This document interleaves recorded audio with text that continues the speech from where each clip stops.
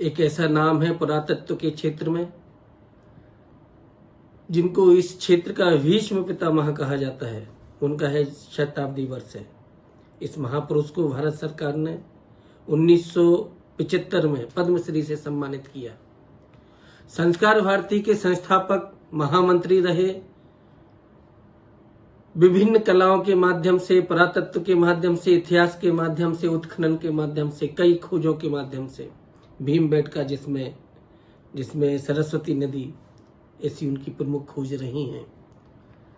भीमबेटका को यूनेस्को ने विश्व धरोहर घोषित किया। सरस्वती नदी के कारण से दुनिया में फैलाई गई आर्य बाहर से आई इस मान्यता को उन्होंने नकारा। ऐसे ऋषि जिन्होंने जीवन भर अंतिम सांस तक सिंगापुर में शोध पत्र। उज्जैन के पास दंतेवाड़ा ग्राम में हुई खुदाई के समय उन्होंने अत्यधिक श्रम किया। 1958 में वो एक बार रेल से यात्रा कर रहे थे, तभी मार्ग में उन्होंने कुछ गुफाओं और चट्टानों को देखा। साथ ही यात्रियों से पूछने पर पता लगा कि ये भीमबेटका यानी कि भीमबेटका नामक क्षेत्र है और यहाँ गुफा की दीवारों पर कुछ चित्र बने हैं, लेकिन लोग जंगली पशुओं के डर से वहां नहीं जाते हैं।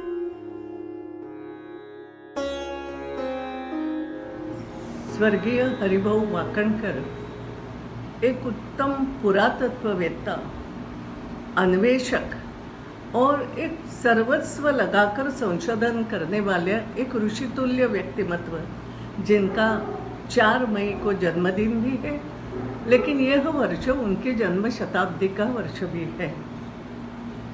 सरस्वती की खोज हो या भीमबेटका, भोपाल के पास में भीमबेटका है, उसकी खोज हो, या अनेक विषय ऐसे जिनका गहन अध्ययन इस व्यक्ति ने, हरिभाऊ जी ने, केवल ऐसा नहीं कि किसी यूनिवर्सिटी में बैठ के किताबें पढ़ करके किया था, नहीं, स्वयं जंगलों में 6-6 महीने, साल भर तक जाके रहते थे, वही झोपड़ी बना करके, और फिर उस इलाके में खोज करते थे।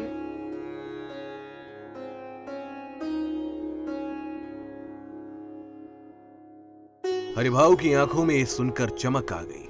रेल जब धीमी हुई तो वे चलती गाड़ी से कूद गए और कई घंटे की चढ़ाई चढ़कर उन पहाड़ियों पर जा पहुंचे। उन्होंने पहली बार इन चित्रों से संसार का परिचय करवाया और इस खोज से उन्हें अंतरराष्ट्रीय ख्याति मिली और भारत सरकार ने उन्हें पद्मश्री से सम्मानित किया। हरिभाऊ सामाजिक क्षेत्र में भी सक्रिय थे। संघ के स्वयंसेवक होने के नाते वो सामाजिक क्षेत्र में भी सक्रिय थे। वे अखिल भारतीय विद्यार्थी परिषद मध्य प्रदेश के अध्यक्ष रहे। विश्व हिंदू परिषद की स्थापना के बाद 1966 में प्रयाग में जब प्रथम विश्व हिंदू सम्मेलन हुआ तो श्री एकनाथ रानाडे ने उन्हें वहां पर भेजा। इसके बाद हरिभाऊ देश के अनेक हिस्सों में गए। उन्होंने वहां भारतीय संस्कृति, कला, इतिहास और ज्ञान विज्ञान पर व्याख्यान दिए। 1981 में संस्कार भारती की स्थापना होने पर उन्हें उसका महामंत्री बनाया गया।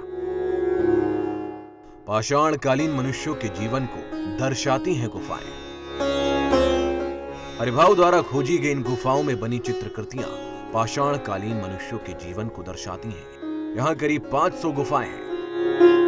भीमबेटका गुफाओं में अधिकांश तस्वीरें लाल और सफेद रंग से तैयार की गई हैं। कहीं कहीं पीले और हरे रंग के बिंदुओं का भी प्रयोग किया गया है। गुफाओं में वन्य प्राणियों के शिकार दृश्यों के अलावा घोड़े, हाथी, बाघ के चित्र उकेरे गए हैं।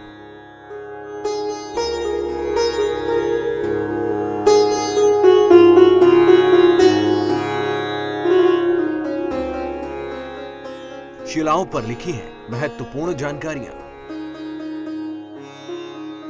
यहां 750 शैलाश्रय हैं। इनमें से 500 शैलाश्रय चित्र सज्जित हैं। पूर्व पाषाण काल से मध्य ऐतिहासिक काल तक यह स्थान मानव गतिविधियों का केंद्र रहा।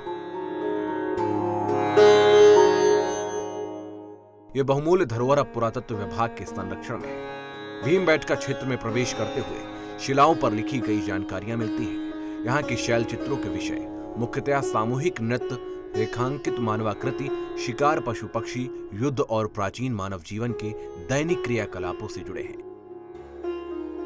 चित्रों में प्रयोग किए गए खनिज रंगों में मुख्य रूप से गेरुआ, लाल और सफेद है और कहीं कहीं पीले और हरे रंग का भी प्रयोग हुआ है।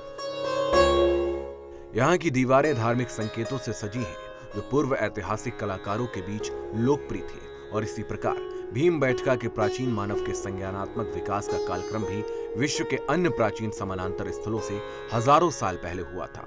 और इस प्रकार से यह स्थल मानव विकास का आरंभिक स्थान भी माना जाता है। विलुप्त पवित्र सरस्वती नदी के मार्ग की खोज कर भारत की सनातन मान्यताओं को पुनः स्थापित किया गया। भीमबेटका की खोज कर मानव के सभ्यता की ओर अग्रसर होती जीवन शैली को विश्व के सामने प्रस्तुत कर भारतीयता की आदि विकास के सिद्धांत को पुनर्स्थापित किया गया। भारत में शैल चित्र ज्ञान के पितामह कहे जाने वाले महापुरुष ने America, UK, Spain, Austria, France, Italy, Germany, Greece और मैक्सिको अनेक देशों में 400 से अधिक गुफाओं का अध्ययन किया, जिनमें से उनकी प्रथम खोज थी।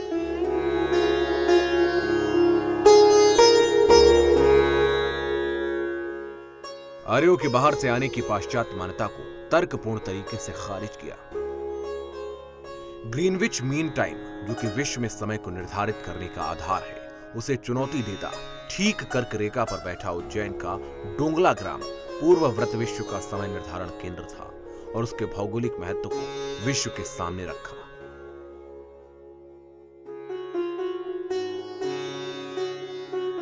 एक ऐसे महापुरुष जिनकी शताब्दी अब पूरी हुई है, जिन्होंने भोपाल के पास भीमबेटका, सरस्वती और सिंधु सभ्यता का खनन करके, उसका अनुसंधान करके अपना काम उत्तरदायित्व पूरा किया।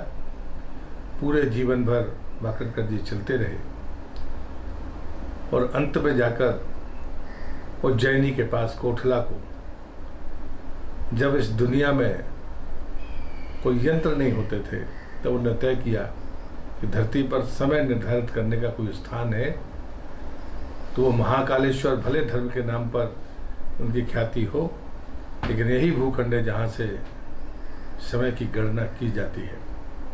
उसमें वाकरकर जी जो अक्षांश देशांश वहाँ पर तय करके गए, जब यंत्र आए तो यंत्रों ने भी वही अंक बताया।